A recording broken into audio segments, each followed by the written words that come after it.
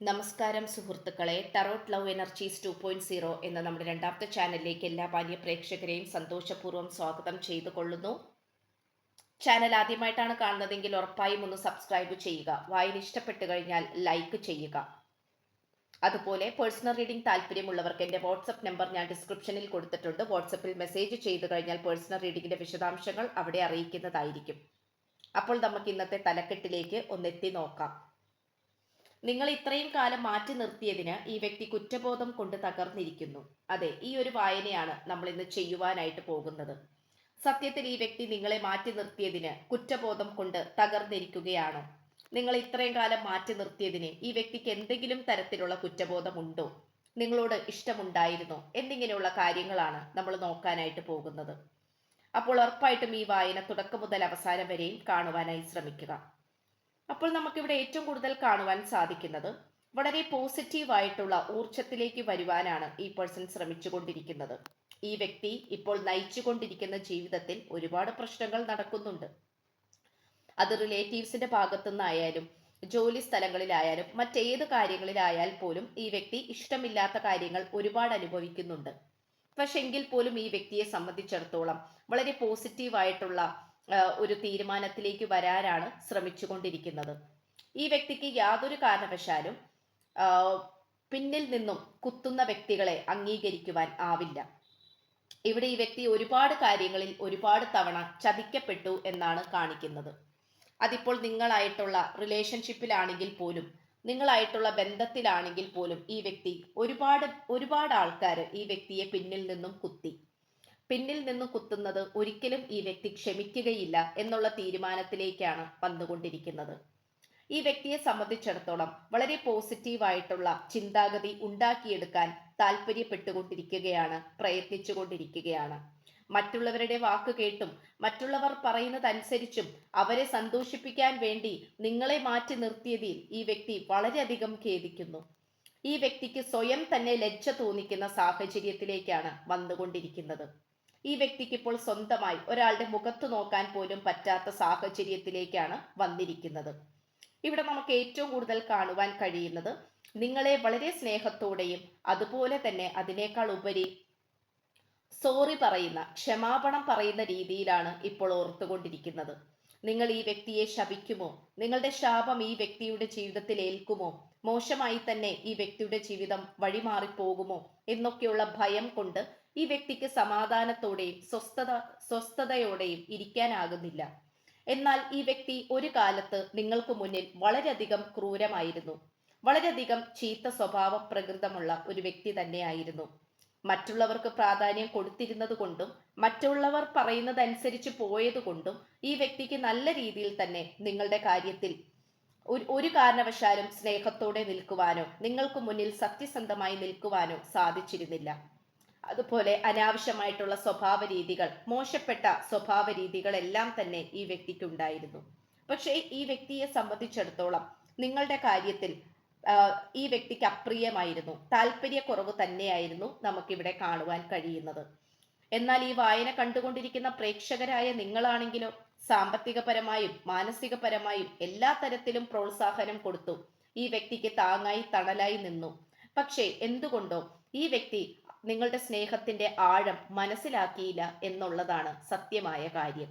ഈ വ്യക്തിയെ സംബന്ധിച്ചിടത്തോളം നിങ്ങളിലേക്ക് ഓടിയെത്താൻ വേണ്ടി ഇപ്പോൾ ശ്രമിച്ചുകൊണ്ടിരിക്കുകയാണ്. അതിനനുയോജ്യമായിട്ടുള്ള സാഹചര്യങ്ങൾ സ്വയമായി സൃഷ്ടിച്ചുകൊണ്ടിരിക്കുകയാണ് ഈ വ്യക്തി. അതിൻ്റെ തിടുക്കത്തിൽ നിങ്ങളെക്കുറിച്ചുള്ള ഓർമ്മകളും നിങ്ങളോട് ചെയ്തു പോയിട്ടുള്ള പ്രവൃത്തികളെക്കുറിച്ചുള്ള കുറ്റബോധവും ഈ വ്യക്തിയെ ഓരോ നിമിഷവും കാർന്നു തിന്നുകൊണ്ടിരിക്കുകയാണ്. ഈ വ്യക്തിയെ സംബന്ധിച്ചിടത്തോളം ഒരു തരത്തിലും അംഗീകരിക്കാൻ കഴിയാത്ത വിധത്തിലുള്ള സ്വഭാവ പ്രകൃതങ്ങളാണ് ഈ വ്യക്തി നിങ്ങൾക്ക് മുന്നിൽ കാഴ്ചവെച്ചിട്ടുള്ളത്. അതുകൊണ്ട് നിങ്ങളുടെ മനസ്സ് എത്രത്തോളം വേദനിച്ചിട്ടുണ്ടാകും, നിങ്ങളുടെ മനസ്സ് എത്രത്തോളം മുറിഞ്ഞിട്ടുണ്ടാകും എന്ന് ഈ വ്യക്തി വിചാരിച്ചിരുന്നില്ല. ഇവിടെ മാലാഖമാർ പറയുന്നതാണെങ്കിൽ പോലും ഇൻ ദ നിയർ ഫ്യൂച്ചർ എന്നുള്ള സന്ദേശമാണ്. വരാൻ പോകുന്ന ഭാവിയിൽ നിങ്ങൾക്ക് വളരെ അടുത്ത് തന്നെ തിരിച്ചറിയാനായിട്ട് സാധിക്കും ഈ വ്യക്തിയുടെ നിലപാടും തീരുമാനങ്ങളും എന്താണ് എന്നുള്ളത്. എന്തു തന്നെയായാലും നിങ്ങളെ കൂടി ഇനി ജീവിതത്തിൽ കൂട്ടുകൂടിക്കാതെ ഈ വ്യക്തിക്ക് ഇനി മുന്നോട്ട് പോകാനാകില്ല. ആദ്യമൊക്കെ മിത്രങ്ങളായി നിന്നിരുന്ന, വളരെയധികം പ്രോത്സാഹിപ്പിക്കുകയും ചെയ്തിരുന്ന വ്യക്തികൾ ഇപ്പോൾ ഈ വ്യക്തിയുടെ ഏറ്റവും വലിയ ശത്രുവാണ്. ഈ വ്യക്തിയെ സംബന്ധിച്ചിടത്തോളം വളരെ പെട്ടെന്ന് തന്നെ മിത്രം ശത്രുവായി മാറുന്നത് യാതൊരു തരത്തിലും അംഗീകരിക്കാൻ കഴിയാൻ പറ്റാത്ത ഒരു കാര്യമാണ്. ഇവിടെ ഇപ്പോൾ ഈ വ്യക്തിയെ ഒരു കോമരം തുള്ളിക്കുന്നത് പോലെയാണ് മറ്റുള്ളവർ ശ്രമിച്ചുകൊണ്ടിരിക്കുന്നത്. അതായത് ഒരു പാവയെ പോലെ, മറ്റുള്ളവർ നിയന്ത്രിക്കുന്നതിനനുസരിച്ച് ചലിക്കുന്ന ഒരു പാവ. അങ്ങനെ ഒരു ഉപകരണമായിട്ടാണ് മറ്റുള്ളവർ ഈ വ്യക്തിയെ കണക്കാക്കിയിട്ടുള്ളത്. ഇവിടെ നിങ്ങളുടെ സ്നേഹമാണ് വളരെയധികം തകർന്നടിഞ്ഞു പോയിട്ടുള്ളത്. ആ സ്നേഹം, നഷ്ടപ്പെട്ട സ്നേഹത്തിന് മുന്നിൽ നിങ്ങൾ ഒരുപാട് പൊട്ടിക്കരഞ്ഞിട്ടുണ്ട്. പക്ഷെ നിങ്ങൾക്കൊരിക്കലും ഒരു പോസിറ്റീവായിട്ടുള്ള വൈബ്രേഷൻ ഈ വ്യക്തിയുടെ ഭാഗത്തു നിന്നും ഉണ്ടായിട്ടില്ല. പക്ഷെ എന്നെങ്കിലും മനസ്സ് മാറി യഥാർത്ഥ സ്നേഹം മനസ്സിലാക്കി നിങ്ങളുടെ അടുത്തേക്ക് തിരിച്ചു വരും എന്നുള്ള ഒരു പ്രതീക്ഷ നിങ്ങൾക്കുണ്ടായിരുന്നു. അത് അന്നുമുണ്ട്, ഇന്നുമുണ്ട്, എന്നുമുണ്ട്. ഈ ഒരു വിശ്വാസത്തെ തന്നെയാണ് ഈ പേഴ്സൺ വളരെയധികം അതിശയത്തോടെ നോക്കി കാണുന്നത്. നിങ്ങളുടെ യഥാർത്ഥ മനസ്സിലെ നന്മ ഈ വ്യക്തി മറ്റുള്ളവർ പറഞ്ഞറിഞ്ഞ് അറിഞ്ഞുകൊണ്ടിരിക്കുന്നു. മറ്റുള്ളവരിലൂടെ തന്നെയാണ് ഈ പേഴ്സൺ അറിഞ്ഞിരിക്കുന്നത്. നിങ്ങളും ഈ വ്യക്തിക്കും ഇടയിലുള്ള മ്യൂച്വൽ സുഹൃത്തുക്കളായിരിക്കാം, അല്ലെങ്കിൽ മറ്റേതെങ്കിലും വഴി ഈ വ്യക്തി അറിയുന്നുണ്ടാകാം. നിങ്ങളുടെ ഈ ഒരു ആത്മാർത്ഥ സ്നേഹം കണ്ടിട്ട് ഈ വ്യക്തിക്ക് സ്വന്തമായി തന്നെ ലജ്ജ തോന്നുന്നു. കാരണം ഇത്രമാത്രം മോശപ്പെട്ട വ്യക്തിയായിരുന്നു ഈ പേഴ്സൺ എന്നുള്ള കാര്യത്തിൽ അങ്ങേയറ്റം മോശമായിട്ടുള്ള ഒരു രൂപമാണ് ഈ വ്യക്തിക്ക് ലഭിച്ചുകൊണ്ടിരിക്കുന്നത്. അപ്പോൾ നിങ്ങളെ സംബന്ധിച്ചിടത്തോളം ഈ വ്യക്തിക്ക് ഏറ്റവും കൂടുതൽ പോസിറ്റീവ് ലഭിച്ചിട്ടുള്ളത് നിങ്ങളുടെ സംസാരത്തിലും ആശ്വസിപ്പിക്കലും അതുപോലെ കൃത്യസമയത്തുള്ള നിങ്ങളുടെ സഹായവും ആണ്. അങ്ങനെ നിങ്ങൾ സഹായിച്ചിട്ടുള്ള ഒരുപാട് സാഹചര്യങ്ങൾ ഈ വ്യക്തിയുടെ ജീവിതത്തിൽ ഉണ്ടായിട്ടുണ്ട്. ഈ വ്യക്തിയുടെ ജീവിതം എടുത്തു നോക്കുകയാണെങ്കിൽ നിങ്ങൾ സഹായിച്ചതിന്റെ കണക്ക് മാത്രമേ നിരത്താൻ സമയമുണ്ടാവുകയുള്ളൂ. അതുമാത്രമല്ല, ആദ്യമൊക്കെ സാമ്പത്തികപരമായിട്ട് അത്രയും അങ്ങോട്ട് ഉയർച്ചയില്ലാത്ത ഒരു വ്യക്തിയായിരുന്നായിരിക്കാം ഈ പേഴ്സൺ. പക്ഷെ നിങ്ങളെ കണ്ടുമുട്ടിക്കഴിഞ്ഞതോടുകൂടി ഒരുപക്ഷെ ജോലിയും വരുമാനം പോലും ഇല്ലാതെ വഴിമുട്ടി നിൽക്കുന്ന ആ ഒരു സമയത്ത് നിങ്ങളാണ് ഈ വ്യക്തിക്ക് താങ്ങായും തണലായും നിന്നിട്ടുണ്ടായിരുന്നത്. വളരെ പെട്ടെന്ന് തന്നെയാണ് നിങ്ങൾ ഈ വ്യക്തിയെ സഹായിച്ചതും, അതും തിരിച്ചൊന്നും പ്രതീക്ഷിക്കാതെ. ആ സഹായത്തിൽ ഈ വ്യക്തി എന്തെങ്കിലും പുതിയതായി തുടങ്ങിയിട്ടുണ്ടാകാം, എന്തെങ്കിലും പുതിയ ജോലിക്ക് പോയിട്ടുണ്ടാകാം. അങ്ങനെ എല്ലാം തന്നെ ഈ വ്യക്തിയുടെ ജീവിതത്തിൽ ഒരുപാട് മാറ്റങ്ങൾ വന്ന് ചേർന്ന് വരികയാണ്. അപ്പോൾ അത്രയും കാലം ഉണ്ടായിരുന്ന സുഹൃത്തുക്കളോ അല്ലെങ്കിൽ സഹപ്രവർത്തകരോ വീട്ടുകാരോ നാട്ടുകാരോ അന്ന് ആരും തന്നെ ഈ വ്യക്തിക്ക് പ്രോത്സാഹനത്തിനായി ഉണ്ടായിരുന്നില്ല.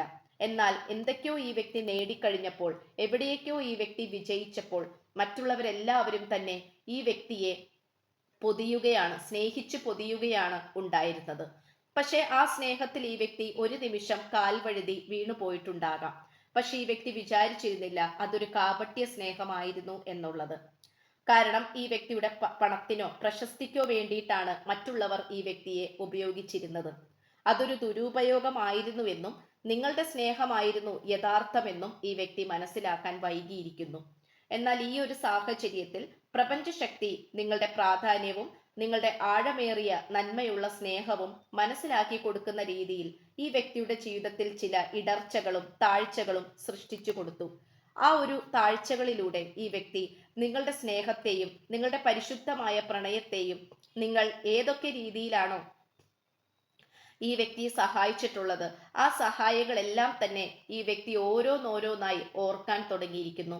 അത് ഓർത്തതല്ല, പ്രപഞ്ചശക്തി ഓർമ്മിപ്പിച്ചതാണ്. അങ്ങനെ വീണ്ടും കറങ്ങി തിരിഞ്ഞ് നിങ്ങളിലേക്ക് തന്നെ ഈ വ്യക്തി എത്തിയിരിക്കുകയാണ്, ഒരു ലൂപ്പ് പോലെ. ഉറപ്പായിട്ടും ഈ ഒരു മാറ്റത്തെ അല്ലെങ്കിൽ നിങ്ങളുടെ ഈ ഒരു അത്ഭുത പ്രതിഭാസമായ സ്നേഹത്തെ ഈ വ്യക്തി വളരെ അതിശയത്തോടെ നോക്കി കാണുന്നു. ഇനി നമുക്ക് കുറച്ച് പ്രണയ സന്ദേശങ്ങൾ നോക്കാം. 2 എണ്ണം മാത്രമേ ഇന്നെടുത്തിട്ടുള്ളൂ.